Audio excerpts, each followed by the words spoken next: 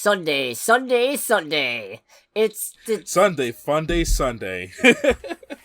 Yeah, we don't usually record on Sunday, and you listening at home won't know because it's going to be up on Wednesday as normal, but there's a reason for that, which will become apparent later. But anyways, welcome to Under the Bridge, everybody. Welcome to Under the Bridge. I'm Cody, aka the Scarlet Troll, pronouns he, him. And I am Greg, aka Greg, also pronouns he, him. And this is our podcast where we talk news of the pop culture variety. Sometimes comic news, sometimes gaming news, pretty much always movie news, and also pretty much always a movie review. So make sure to ring the like button, smash that bell, and share the video around if you're into that sort of thing, because it really helps us out, and we appreciate it. Yes. Well, don't try to sound too enthusiastic. Yeah, I don't know. I'm bad at coming up for something with that part of it. Fair enough. So only got a few things. One of which is we now know the direction that Sony is going now that they've seemingly canceled all their live-action Spider-Man villains with no Spider-Man movies. AI? No. And I'm not even... I was gonna say I wish, but I don't. Whatever stupid ideas Sony has, it's not as bad as that. Don't use generative AI, kids. Yeah, indeed. Don't use it, adults! Yeah. God, I don't think it's like there ends up being a DARE program for people who use generative AI. Huh. Call it MAME. I don't know what it would stand for, but... Yeah, I think that would work. Anyways, it looks like their new direction is going to be Spider-Verse spin-offs. Oh, so like Spider-Man adjacent characters, which is what they've already been doing for the last little bit. No. Apparently, they are in early development on a spin-off of Across the Spider-Verse that will focus on Spider-Punk. I mean, that's a good person to start with. I just don't like the idea of that being a continuous thing that they do. Yeah, there's something kind of exhausting about, oh, you like this alternate Spider-Man idea? Here's 50,000 of them. Are you sick of it yet? Yeah, because that's what they would do. They would milk the shit out of it. And I'm probably a little biased because I'm already sick of it, but, you know, is what it is. Right. On the upside, Daniel Kaluuya is developing and also co-writing, so... Okay, and did he do the previous movies? Well, he's the voice of Spider-Punk. Oh, he's the voice of... Okay. Alright, that's a good sign. So, I'm gonna assume he's not hopping on this without a solid idea, I hope. Or at least not without some say in how it goes. Yeah. I can't wait to watch Sony completely disregard it, but... Yeah. So, what he should do is take a note out of Ryan Reynolds' book and totally not leak the footage of some of it. You know what, I'm kind of surprised? I'm kind of surprised that they aren't immediately going for a feature-length animated Spider-Ham movie. That would be cute. I mean, you immediately get kids interested in it. It feels like that's a niche that a lot of superhero movies don't really have. I mean, League of Super Pets tried, but how did that go anyway? Let me check. I can't spell. None of us can. That's why we're not witches. Yeah, fun reminder, they had Dwayne The Rock Johnson voicing Crypto in a League of Super Pets movie. Yeah. And then also voicing Black Adam and Black Adam's dog. 3 rocks for the price of 1! To tease Black Adam and his dog fighting Superman and his dog, while he was trying to position himself to fight Superman as Black Adam in live action. What a fucking shock. Without his dog. Okay, yeah, budget of 90 mil, box office 207.6. There's potential here. Yeah, I suppose. Potential, but it made barely any profit, though. Still better than nothing. Oh, gosh. It's better than spending $200 million and then making, 80 mil. But that's neither here nor there. My point is, I'm a little surprised. I'm not surprised they went with Spider-Punk very quickly because, I mean, he is the best part of that movie. Oh yeah, by a country mile. I want to say he definitely got some rave reviews when the movie came out, too. Yeah, he is my favorite part of what is not my favorite Spider-Man movie. Don't at me. Or do, I could use the engagement. I would say not exactly because of differences of quality, but it's almost like how The Punisher came in the season 2 of Daredevil and pretty much stole the show from his introduction. Yeah. He hates the AM, he hates the PM. He's not a hero, because calling yourself a hero is from self-mythologizing narcissistic autocrats. He doesn't believe in teamwork. Isn't he in a band? He doesn't believe in consistency. Not believing in consistency was the one that sent me. The one that got me was we don't think you're a joke at all, right, guys? No, absolutely not. You're very threatening. I don't believe in comedy. Just kidding. Oh, very good. And saluting little baby May for taking a crap on the establishment. Also good. Yes. So yeah, I guess we'll see how this goes. I mean, I can't imagine a whole trailer going, or a whole movie going in that style of his character intro. Right. I mean, I also can't imagine a whole movie set in Spider-Gwen's world. Those backdrops are a little much after a bit. Little extra. Yeah. I don't hate them, but, you know. Mm-hmm. At least they haven't announced a Spider-Gwen movie. I'm sure they will. They probably will. I wouldn't be surprised if Spider-Gwen would be the next one after Spider-Punk. Do Spider-Ham, you cowards. Duh. Or Penny Parker. I was gonna say, Penny Parker's up there. Although, from what I've gathered, looking into her a little bit, you can kind of get away with a bit of the anime art style, but her story seems to be just, like, pretty dark no matter how you spin it. Yeah, no, she's completely different in the comics. She is not Okay. all kawaii desu, if you will. She is, a little more Gurren Lagann or Evangelion, I'd say. Oh, that's fun. Yeah. Have your kids show up to this anime Spider-Man movie and get traumatized at the end of it. Evangelion!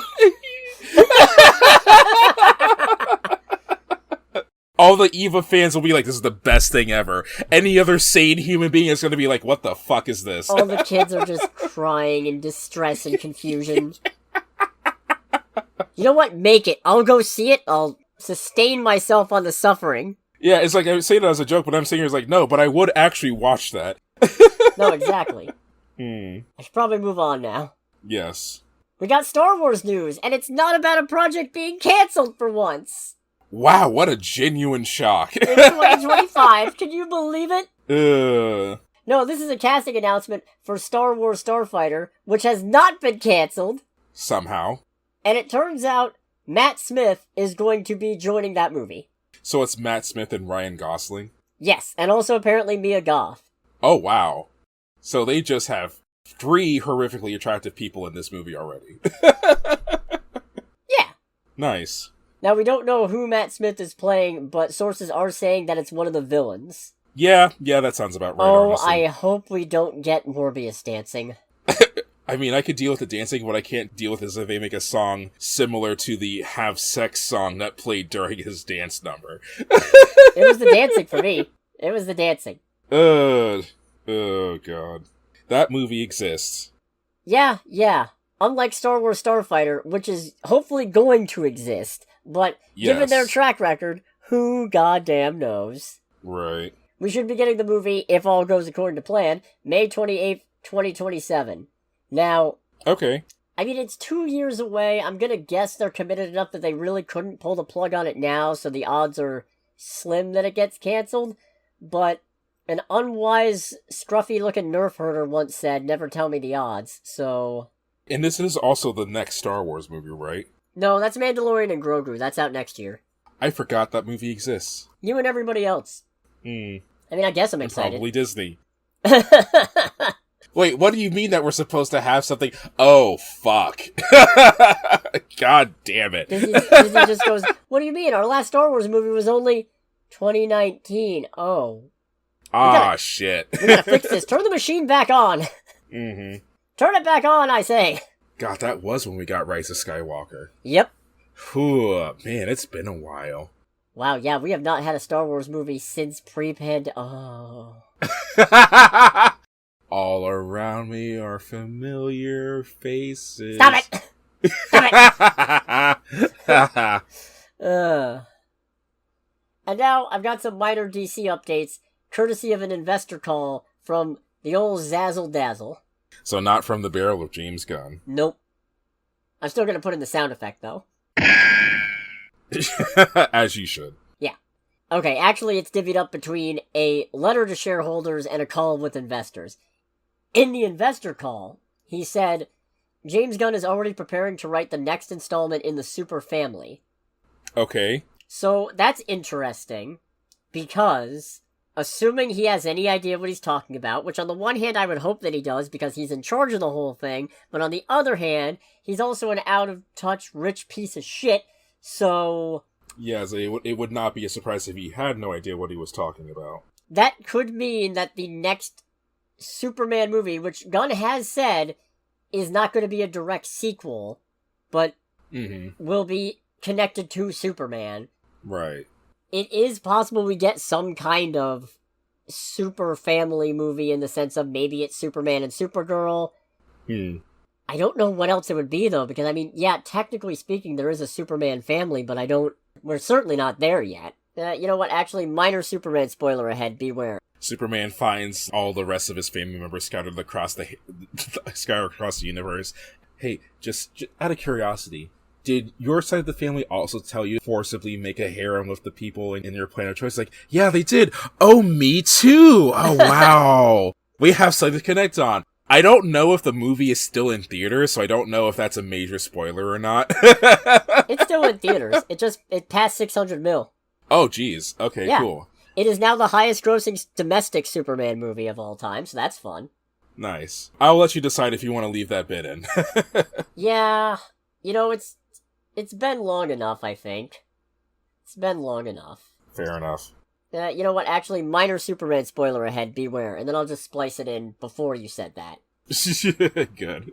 But I mean, when I think the Superman sort of family in the same way as the Bat family, I think John Kent's Superman, who does not exist yet and will not exist for quite some time, based on where Superman and Lois currently are in their relationship.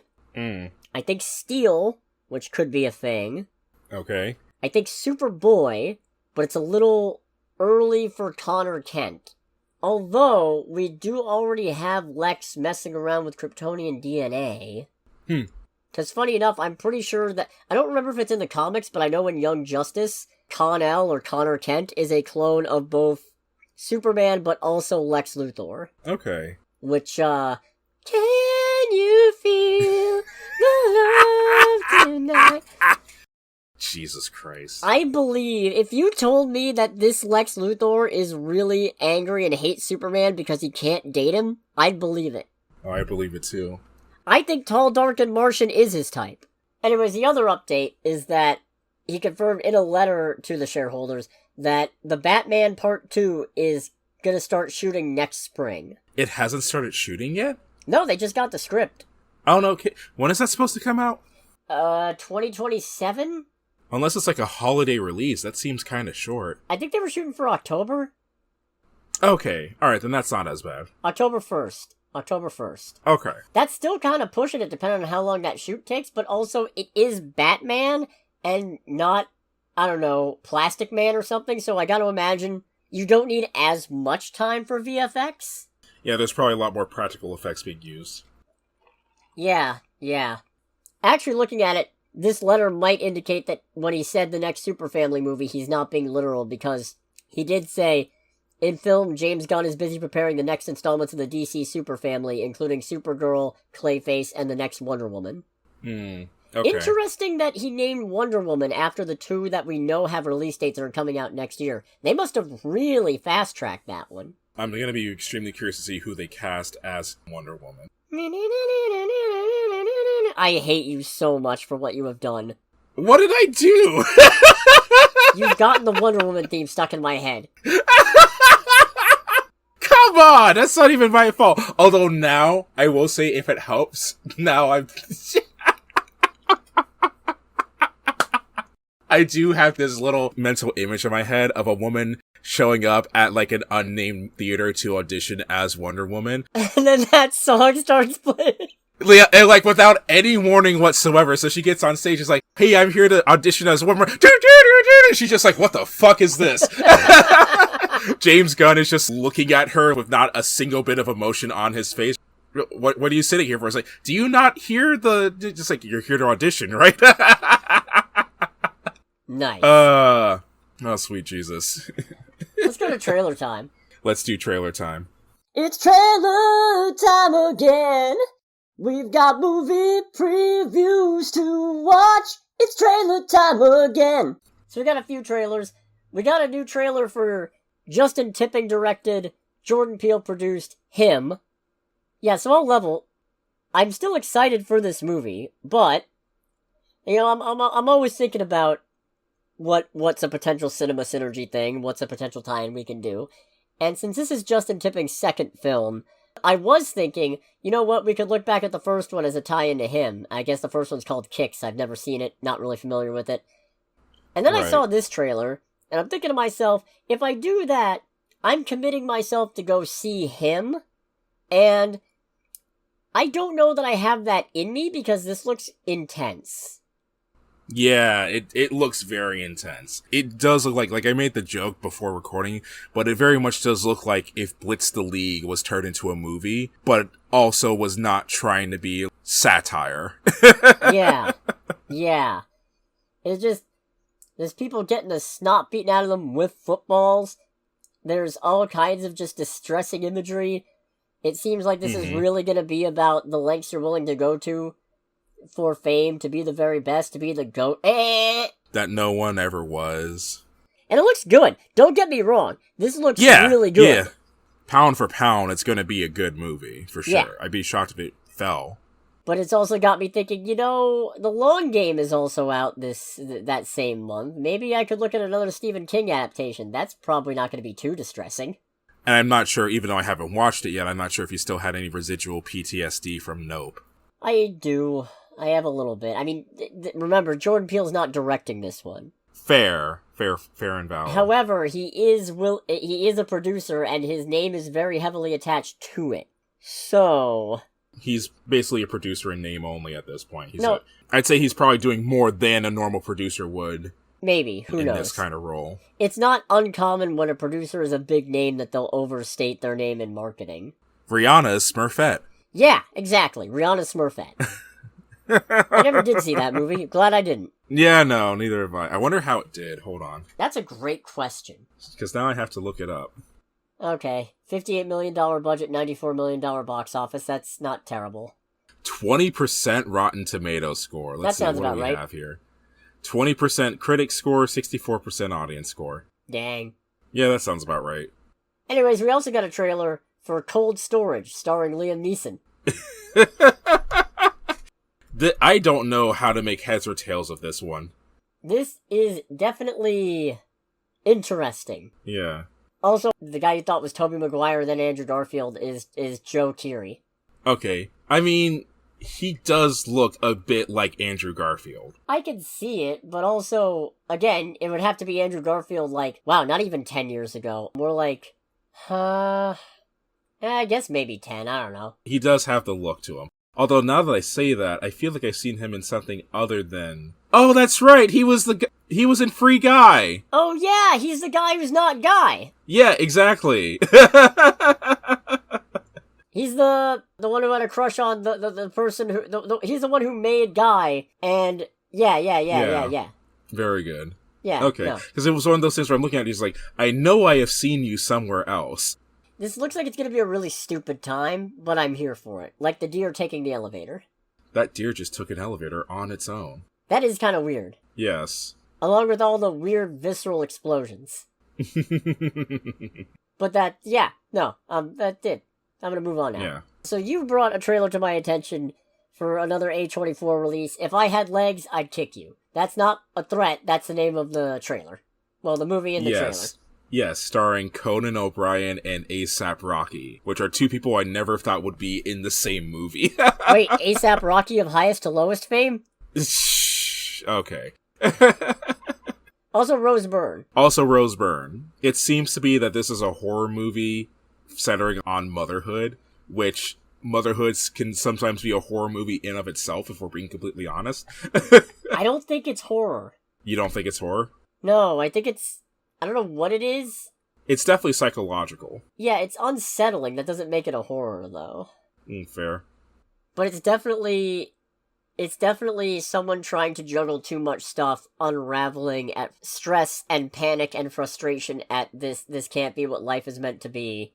And, I'm very interested in this one. Oh, October 10th, hell yeah. It looks interesting. It definitely has my attention, for sure. And Conan O'Brien being the therapist, what the hell is that? I was not expecting a Conan O'Brien jump scare. It really is a jump scare. They show the therapist and just, it's you! Don't get me wrong, I like you. I like seeing the stuff you do, but why the fuck are you here? What are you doing here? Yeah. What on earth is that? Just insert Dante, what the hell is this? Yeah, right. No, this... I really want to see how this plays out. So, schedule permitting, this is going to be a fun October, I think. Especially because I found out Good Boy releases October 3rd. Which doesn't have a trailer, but it has a first look. Just some still images. And, yeah, it's the one that's the horror movie, but from the perspective of a dog. Oh, right. Okay. Yeah, that's October 3rd. I cannot wait. Apparently, If I Had Legs, I'd Kick You is one of the movies that was granted an exception during the SAG-AFTRA strikes. Really? Alright. So that means they committed to SAG-AFTRA's terms ahead of time. That's cool. That's good. Yeah. I'm glad. Alright, let's talk box office.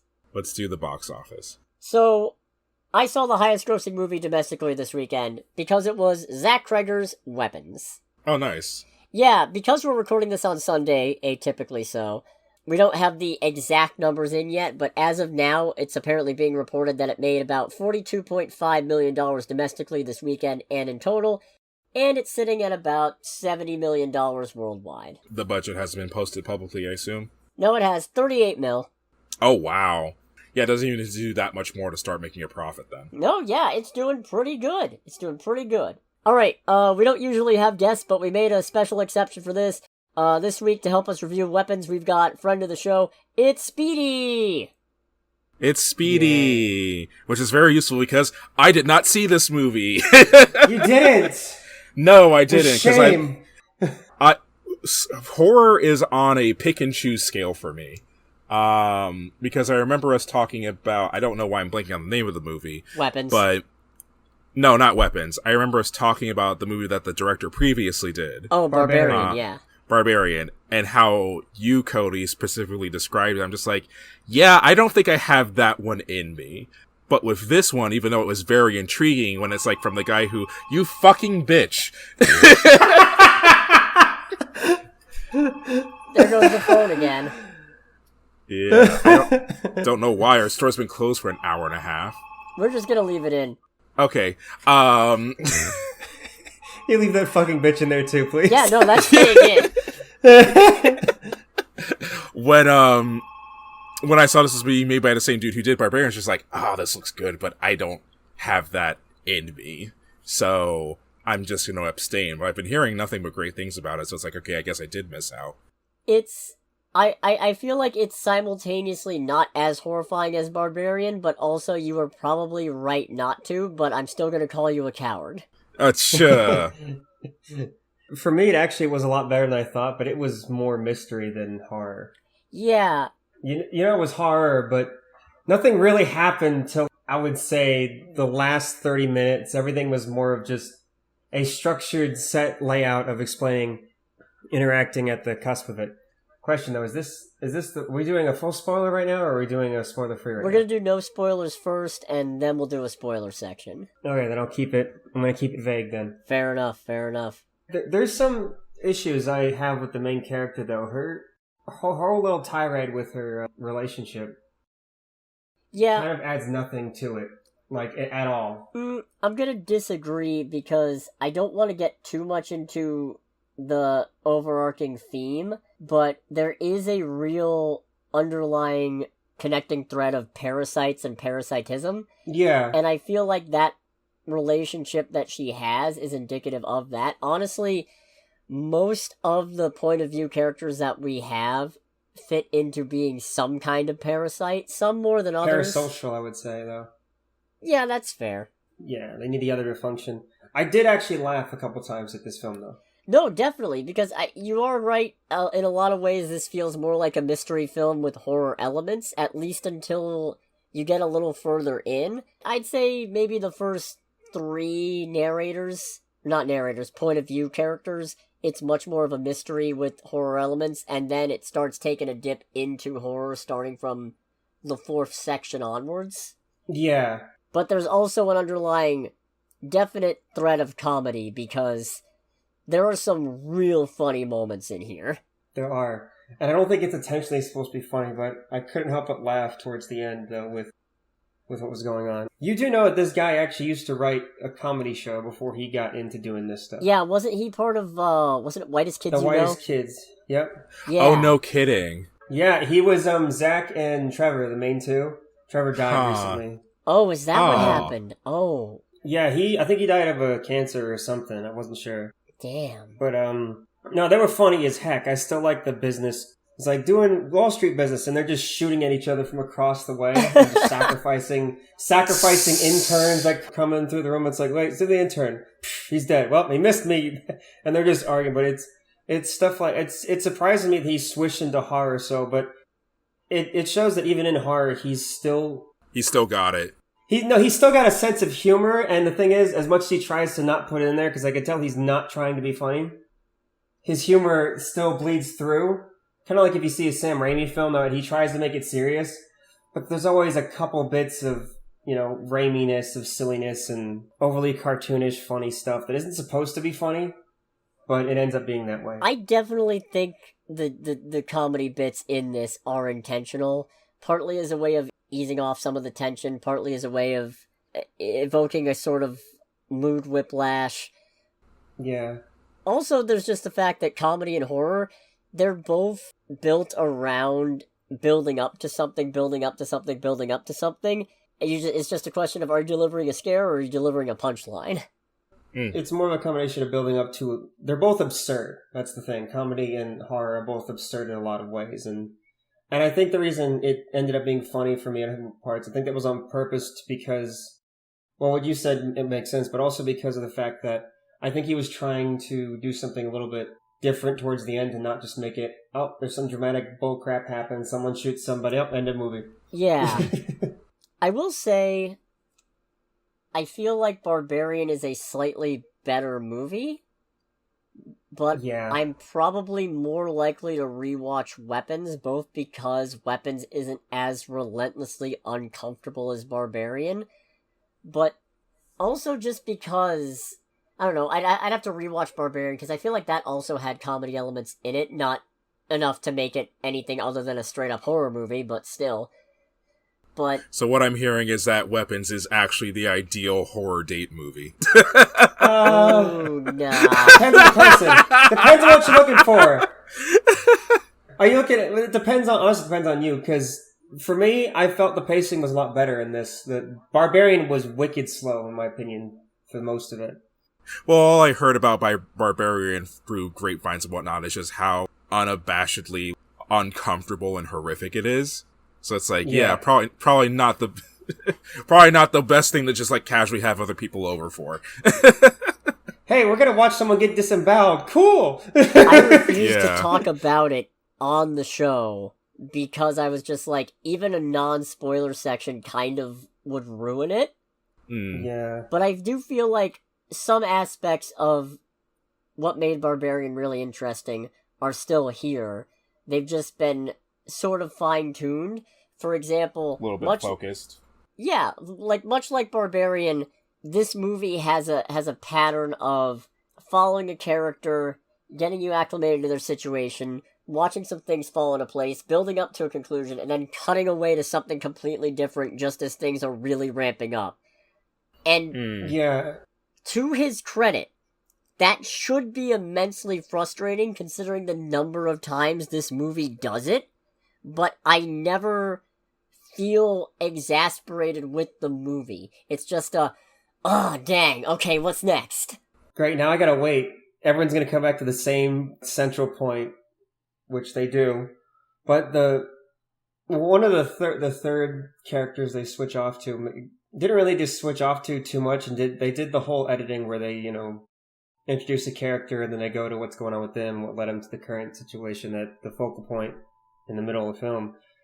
The third one, I don't think we needed a whole edit for that section. That's just me, because that character had kind of a smaller impact. The other two main ones had more of an impact. If anything, I'm gonna disagree, and I think Benedict Wong's section was the least... Oh no, it was great. I just don't think it needed such a long, a long drawn out like editing and extra stuff, because For me, it just felt like completely off because there's so much more is done with Julia. I think it's Garner. It's either I think it's Garner. Yeah, Julia Garner and Josh Brolin are definitely the. Josh Brolin's characters have a lot more flesh out. Benedict Wong's character doesn't have much of an introduction for what I remember, and then he just something else happens to his character. Yeah, and then it ends up being. But he's the fifth point of view character because you've got. Oh, that's right. Yeah, I got the drug dealer and the child. Well, no, because there's also Paul, too. Paul! Wait, no, wrong one. Sorry. Yeah, different Paul. Nope, that's the wrong name. That's the wrong name. I was trying to do the whole Sean bit. Oh. Wait, from like, what, Heavy Rain? Yeah. Oh, God, that's hilarious. It's still funny to this day. I still have it there. Or harking back to a previous conversation we've had on this show, who the fuck is Paul? Don't you even start. I could have that. Wait, was that a conversation about Paul from Spider-Man? Yes. Yes. Yep. Yeah, I agree with that. Who the fuck is this guy? So what's the premise of this movie overall? Oh, right. As they helpfully supply in the very opening narration, one night at 2:17 in the morning, 17 kids woke up, got out of bed, went downstairs, opened the front door, and ran outside into the darkness. And they never came back. Yep. And all 17 of these kids were students in one particular classroom. Only one student in that classroom was not affected. And as a result, the teacher has come under immense scrutiny by the rest of the town, particularly the parents of the missing kids, who are all suspicious that something is amiss. She has no idea what's going on. And the movie starts to pick up about a month after the kids went missing, showing how some characters are picking up the pieces or not picking up the pieces.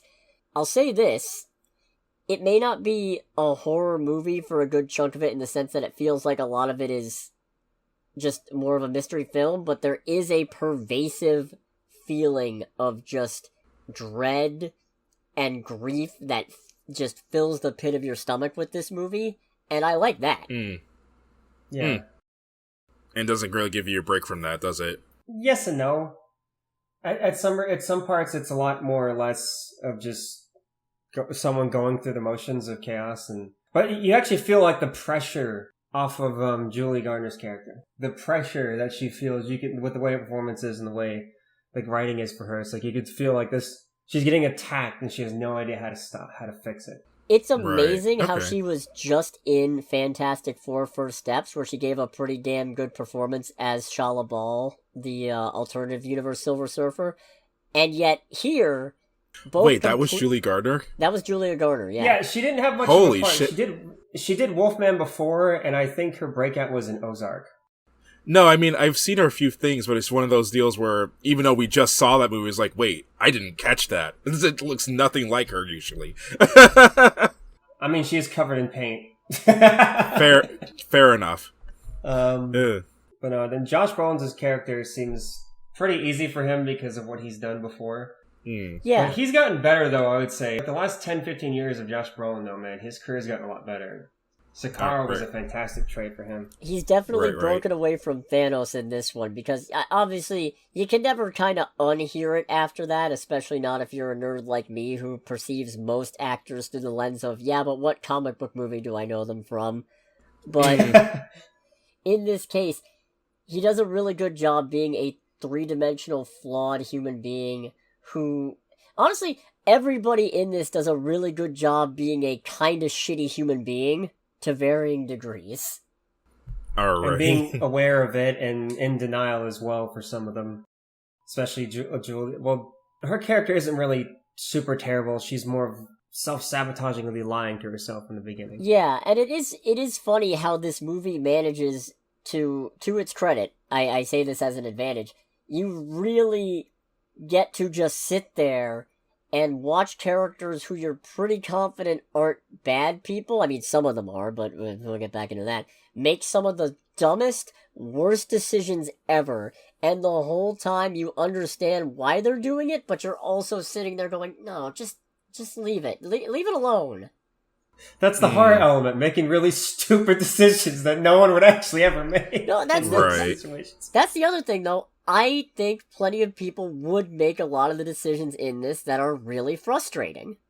I mean, impulsively, especially with Gardner's character getting, I keep screwing it up. Is it Gardner or Garner? Garner. I think There's just no Garner, D in right? it. Garner. Yeah, there's no D. Okay. Garner in the store buying the drinks she need and getting completely attacked.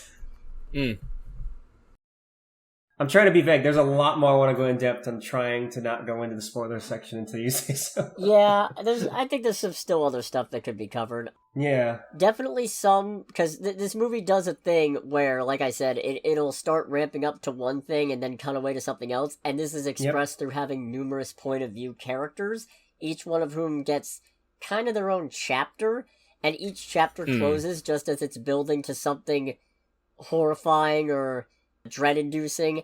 And like I said, to the movie's advantage, this never feels tiresome, even though this is a gimmick that feels like it should get really old really quick, and they do it like 5 times. But it rarely is ever done in a way that actually works, because a lot of it's like, I don't know if anyone, either of you guys have ever read a Robert Ludlum novel. Nope. All right, you ever seen any of the Bourne movies when they came out? Like the Bourne Identity, Bourne Supremacy, all those action films. Not a one. Nope. So that movie does a lot of like back and forth editing. Well, here's the present, but then here's the past, and here's present, here's the past, back and forth, all leading to a tumultuous event. Mm-hmm. But that got annoying as heck. Surprisingly, I didn't feel irritated that this kept bouncing back and forth.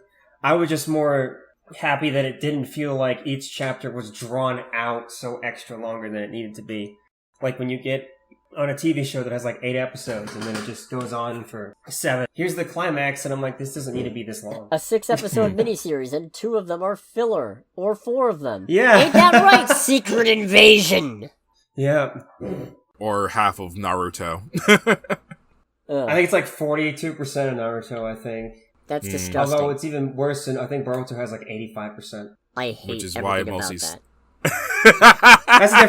That's a different conversation. That's a different day. Yes, indeed.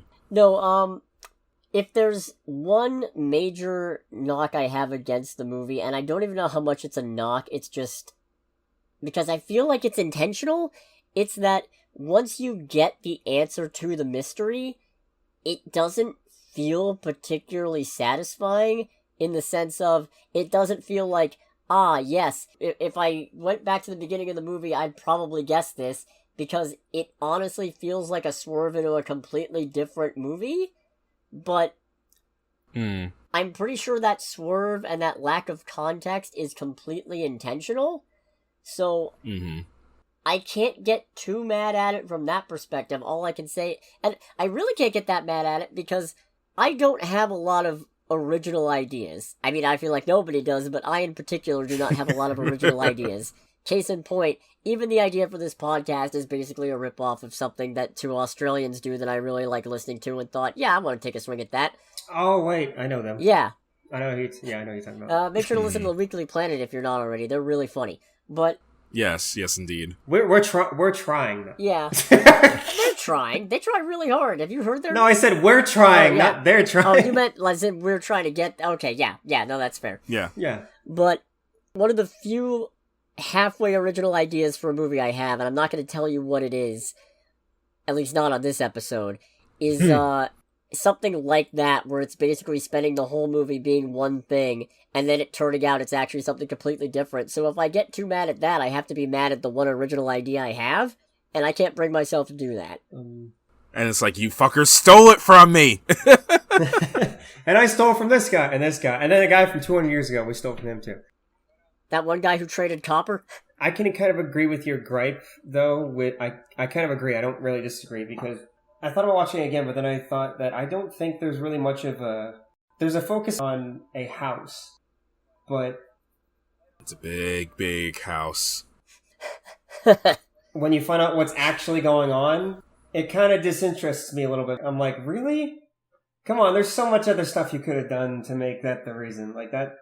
Now, it's not a terrible thing. It kind of plays on the old folklores, or folk tales, I should say. So it kind of plays on that aspect of humanity. Although it makes me wonder, I feel like there's more missing to the cause of what happens, and the motivation I feel is not that compelling. Yeah, they don't do an awful lot once you find out what's going on to tie into the. There's still a lot of questions, and the movie ends pretty abruptly without actually answering some of them, which is fine. I feel like they weren't going for a neat little everything just wrapped up under the Christmas tree kind of thing. No, most horror movies don't do that, because if they ever make another one, if you want to connect it, you don't want to. I think it's on purpose, though, not because of the time. I think it's on purpose to kind of give the audience a suggestion of what do you think is going to happen now.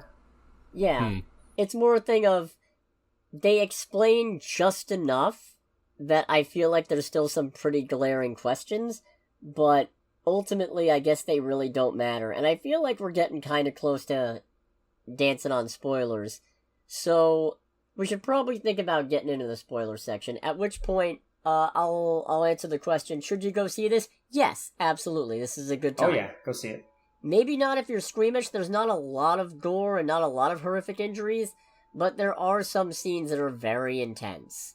So, be warned of that. Currently, I have this in the a very good movie tier. There's just a couple of things that keep it out of what Martin Scorsese would call cinema for me.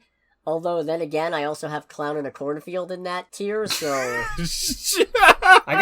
Here's the thing. I got Poultrygeist in that tier, and that movie is incredibly stupid. Valid. Oh, right. Speaking of, circling back to, is this the best date movie ever? No, because the best date movie ever is Hard Eyes. Oh, God. It's not up for debate.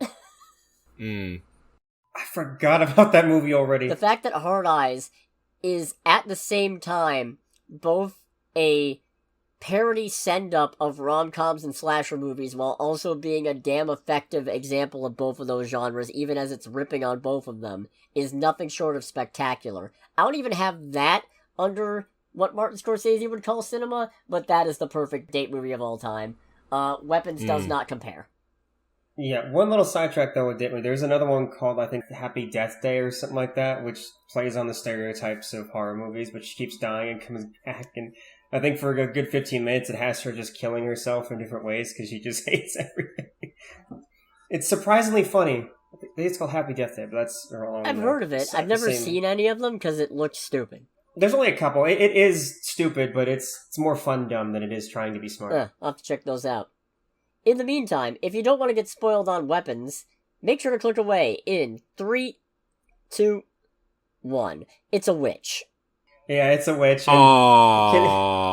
Okay, Greg, let me tell you this. If you saw this, you'd be laughing yourself silly at the end of this film. I swear to God, I was giggling like a fucking moron. Dang. Well, I will say, don't go... I mean, I'm sorry to do this, but don't go super deep, because No. I'm all for hearing spoilers, but I do still kind of want to see this. That's okay. That's okay. No, listen. But that's about it. That's about as much as I'll get into that part, but that part just made me laugh way too hard. I don't think it was supposed to be that funny, but it ended up making me laugh a lot. The climax of this movie is on the same level, possibly even better, than Crypto ragdolling Lex Luthor around.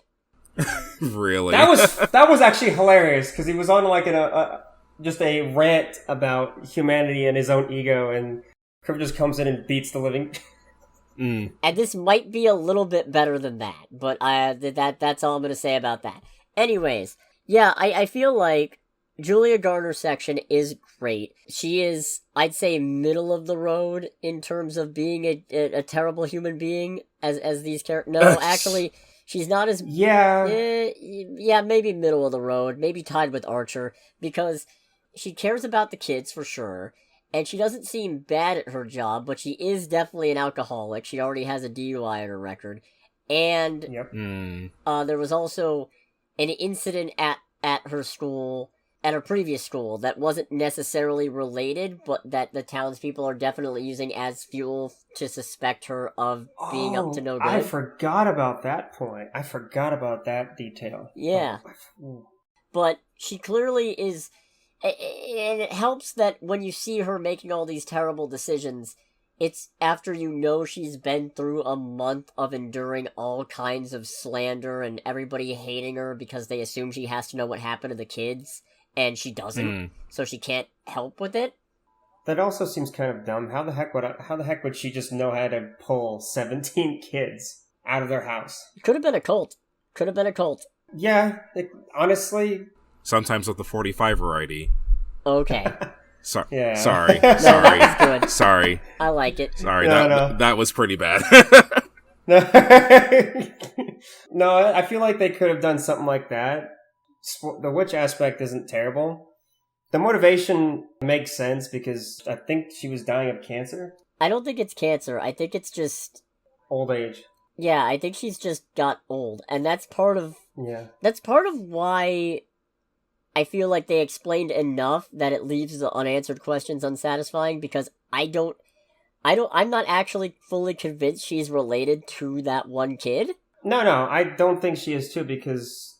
But his parents, or at least his mom, definitely knows her. Yeah. So that's odd. Can we talk about poor Mr. Wong? Oh, yeah. So, Benedict Wong's ultimate fate, which I won't bring up because Greg obviously doesn't want full spoilers on it, but that is one of the more horrifying bits in the movie. Oh, no kidding. Yeah. And it happens in broad daylight, too, for extra... That's impressive that they managed to make this that unnerving. Like, it's not even in, like, a dark, secluded room or anything like that. No, for a bit, it feels like we veered out of a mystery movie into a zombie movie. Okay. Alright.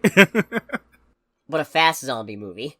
Oh boy. Too fast, too zombie. I will say his section, where he's the protagonist, does feel like the least important from a character perspective. It's probably one of the more important ones in terms of establishing what's going on, but his character doesn't bring as much to the table as the 4 point-of-view characters that come before him. Yeah. His character probably goes through the most messed up thing to begin with before, like, you've seen him in the trailer going crazy. What they have him to is so far out of left field. Good lord, man, this man is... Like, the other two lost their kids, and Garner's character is looking just for a solution and trying to be happy with herself and trying to find where all the kids are went and all that. But man, this man is just minding his own business, and then the witch possesses him. That's all I'm going to give you, Rick. Because there's a lot that happens to him in, like... The span of 5 minutes. 8 minutes. It's not even 10 minutes. I think it's like barely 7 minutes, and then they already kind of... Move along. Different section. Yeah. I did kind of laugh at the liquor store freak out from the other lady. Oh, that was pretty good. Like, it was just a little over the top, and I thought it was going to be something much more tense, and then, oh, no, it's a you stole my man soap opera bullshit. Yeah. I don't even know if those two actually did anything, because they didn't really show it. It's just more like they were drunk, and then all of a sudden they're in bed. No, they did. They showed it during Paul's section. Oh, that's right. Paul's a horrible human being with the fact that he's a shitty cop. And that's before he gets with Mary Jane. Yeah, no, this movie's got a strong... God damn it. I'm not going to call it a fuck the police sentiment, but it's definitely got a fuck this town's police department sentiment. Yeah, this guy, his character has no redeeming qualities. Like, zero. Yeah, I'm trying to think, and I really can't think of one. No, I mean, you could say that, he let the kid off, but he only let the kid off because then he would have gotten reprimanded, so he didn't really do it because it was the right thing. He did it because he would have gotten screwed. So... Yeah, you know what? I think Paul's segment exists probably, I think, to help emphasize how shitty the police department in this town is, to explain how Gladys has been getting away with all of this, and also to explain the cover-up that is mentioned in the narration, because the opening narration says, a lot of people die in a lot of really weird ways in this story, but you won't see any of it in the news, because the police and a bunch of people high up in the town decided not to talk about it. Yeah, it's called politics on that front. Ooh, boy. Although, I feel like you don't even really need Paul to be part of the story for it to actually happen. Because it could be any cop, it could be any other character, but I don't think he was possessed until he got to the door. Yeah, no, definitely not. He's not possessed until he gets directly involved. But I do think his segment is, from a character perspective, more important than Marcus's, because Benedict Wong's character. Yeah. Because he adds extra context to scenes with Justine that we've already gotten. Yeah. He helps set up James's segment, which comes after. Also, fun fact, several roles in this movie were supposed to have entirely different characters, because... Yep. Oh, no kidding. When the 2023 strike happened, originally Pedro Pascal was going to be Josh Brolin's character, Brian Tyree Henry was going to be Benedict Wong's character, Tom Burke was going to be Alden Ehrenreich's character of Paul, Renat Renv, I don't know who this is. I apologize for the pronunciation. I can't say that person's name either. I looked at it earlier too. Yeah, she was gonna be Justine, but then the strikes happened and they all had different commitments, so they had to drop out, and that's how we got Julia Garner and Josh Brolin and Benedict Wong. To be honest, I'm happy because I don't want to see another dang film or anything with Pedro Pascal for the rest of the year. You know, it's funny that you say that, because as much as, Pedro Pascal's in too many things, I think this would have been, if he'd pulled it off, this would have been a more hard-edged, more interesting take on the father figures I've seen him as, although, I guess to be fair... It would have. I guess to be fair, Mando's pretty hard-edged, but... Josh Brolin definitely feels like more of an actor who could nail this character, but I don't know if that's because they made the character different in response to the recast, or if it's just Josh Brolin has that sort of world-weary but also angry, hard man making hard choices kind of vibe about him. I mean, he's at that age. I think he's older than Pedro Pascal. He's got, like, many fully grown kids and grandkids, so it probably wouldn't be that hard for him to, have the feeling of someone taking your child for a performance like that and caring. So I think it would be a pretty easy film for... Also, I haven't seen much of him all year, and I'm glad I saw him this year. Meanwhile, the intrusive thoughts in my head are just hearing that and going, oh, he has many kids and grandkids, caliente. If you want to cut that, I will not stop you. Nah, it's staying in. The cringe is staying in. Another thing this movie does really well that I didn't really think about at first, this is a horror movie, or at least a horror-adjacent movie, that clearly and expressly tells you when a dream sequence is happening. Yeah. And I wasn't thinking about it at first, but that's really refreshing, because even when the dreams are interrupted by jump scares, you know it's a dream, so you don't feel cheated by being tricked into thinking that the character is in real, actual, genuine danger, and then being annoyed when you realize that the thing you've been following for the last several minutes didn't actually happen, because the movie does tell you, okay, this is a dream section, so whatever happens here, probably not going to actually impact what's going on, aside from, character stuff. Okay. And I know people that would complain, it's like, oh, this shouldn't tell us, but yeah, then people would still complain that they get invested in, that didn't actually happen. Dun dun dun. Too many damn horror movies have fake out dream sequences for me to get mad at this movie being honest and upfront and picking actually kind of clever ways to advertise that, yeah, this is the dream sequence now. That's the direction, though. It's good credit to Zach, the director. It's like he's trying to be clear what's going on, not trying to give you some... I think it's more like he's trying to answer all these other questions at the same time to just give the story properly without making you ask 30 million questions 10 minutes into the movie. Because a lot of movies, even action movies, will do that to where it's like, hey, what about this? What about that? Like, no, you gotta wait to the end. I'm like, it's kind of like a step in a staircase where it's like, here's this, therefore this, therefore this, therefore this, therefore this, without actually giving you time to, like, ask the question. It's already answered.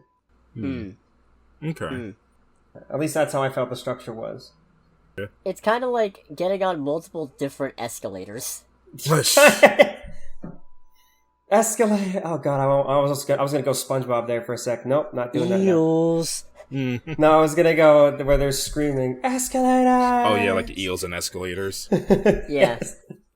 Now let's play a nice wholesome game of eels and escalators. This is gonna go a little bit to the side here real quick. I actually pulled that whole, like, don't you have somewhere dumb to be? Not till 4. I pulled that at work last week. Nice. Oof. It was funny though. Impressive. It was just really funny. But I'm not even a huge fan of horror movies in general, but this was actually a lot better than I thought. I was going and expecting this to be another overly dramatic, overly artistic version of a horror genre, and then get bored 15, 20 minutes in. Oh, God, what was that other one? What's that series with Patrick Wilson? Not The Conjuring, what's that other one? Aquaman? No. Was Conjuring the one with the friggin' like Darth Maul looking demon? Yeah, I think so. Okay, yeah. That was great with one film. Then they had 6 more, and it's like, this is... The first 2 Conjuring films were good, and then the second Annabelle movie was good, and No, I don't like the Nun movies. I find those funny. Yeah. Because I just imagine it's like, this is just an old nun with dementia attacking people, not realizing what she's doing. Like, that would be if they actually did that, that would be an interesting climax. To realize it's just a senile nun. Would actually be more of an interesting ending than it being a possession or demon of some sort. So. Oh, y'all want to see something really cursed? Oh no. Here's Patrick Wilson with a mustache. Evil! This man is like in his late 40s and I can't even grow a fucking full beard. I can grow a mustache, but no full beard. I can't grow a full mustache, but that is haunting. Right. Well, because it's like you never see him with one. That's the weird thing. He's always been clean shaven. He's got some impressive mutton chops in the Conjuring movies. If that is a recent photo, then he's definitely had a hair transplant. And I'm not knocking him for it. Yeah, no offense, Mr. Wilson. Love your work. But the mustache ain't. I actually liked him in Aquaman, though. He was better in the second one. Yeah. I think my issue with Aquaman 2 was just too... Like, it felt like it was trying too hard. That's the only thing I'm going to give there, but we'll get back on horror this way. Yeah. You know, Greg, if you really like horror movies, this movie is honestly great, and I'm not a huge fan of most horror movies. I think most horror movies bore me. Yeah, I think... Circling back to overall thoughts on it, I went in with very high expectations because of Barbarian, and then I had to sort of recheck myself once I was in it, because... Yeah, it's not Barbarian, but that also doesn't make it bad. It's really very good. There's just a few elements that I feel like aren't quite as good, but then it's the whole thing of, trying to catch lightning in a bottle twice. It's not really fair to expect that, because for a mystery movie with horror comedy elements, these all flow together really dang well. Okay. I honestly thought it was going to be connected because there was a cameo by Justin Long. I was like, wait a second, why is he in this film? Wait, is that his character from Barbarian? Like, no, it's a completely different character. Yeah, I can't imagine that's him. I was asking, like, how would that be him? He's dead. Yeah. Oh, spoiler, three-year-old movie. Yeah. I don't think anybody cares about spoilers for Barbarian anymore. Go watch Barbarian, though, if you haven't already, and then watch Weapons. Make a double feature out of it. I think that about wraps that up. You got anything else, Speedy? No. I actually, going in, I thought it was going to be terrible. I really did. Again, I'd say it's more of a supernatural mystery than a horror film. Yeah, the most gruesome stuff really happens is probably less than 5 minutes of this film is actually bloody. Yeah, but they do a really effective job with the time that they do spend on it. Yeah, no. Oh, I'm not complaining about that. Like, it's very little, but it uses it well. Yeah. The ending is still funny to me. I just find it hilarious, and I don't think it's supposed to be. No, I think that's 100% intentional. There's too many little moments of other characters' reactions to what goes on at the very end for me to think that's not intentional. He knew what he was doing. But I think that about wraps this up. In which case, thanks so much for listening, everybody. You know what to do. You know when to do it. Speedy, you got anything you want to plug? Nothing. I just did this because I wanted to just talk about the movie with friends. So. Yeah. Good to have you. So next week, I gotta check, actually. I forget what's out next week. Nobody 2. Oh, Nobody 2. Heck yeah. Oh, nice. Did you ever see the first one? Yeah, I liked it a lot. Oh, it was great. Yeah, it's very good. And then a mutual friend of me and Greg's hated it. I love the claymore on the friggin' riot shield, which would never work, by the way. You'd be dead just as much. And Christopher Lloyd with a shotgun, fantastic. That's all I needed to see in that film. Oh, also, Witchboard is out. I might try to see that, but there's already several other movies I want to go see. Like, I still haven't seen Together, I still haven't seen The Bad Guys 2.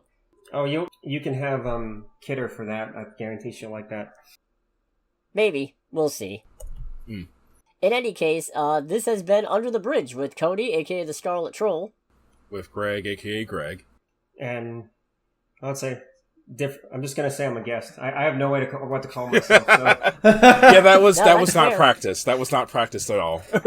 Yeah, we kind of set you up for failure on that one. Sorry. Mm.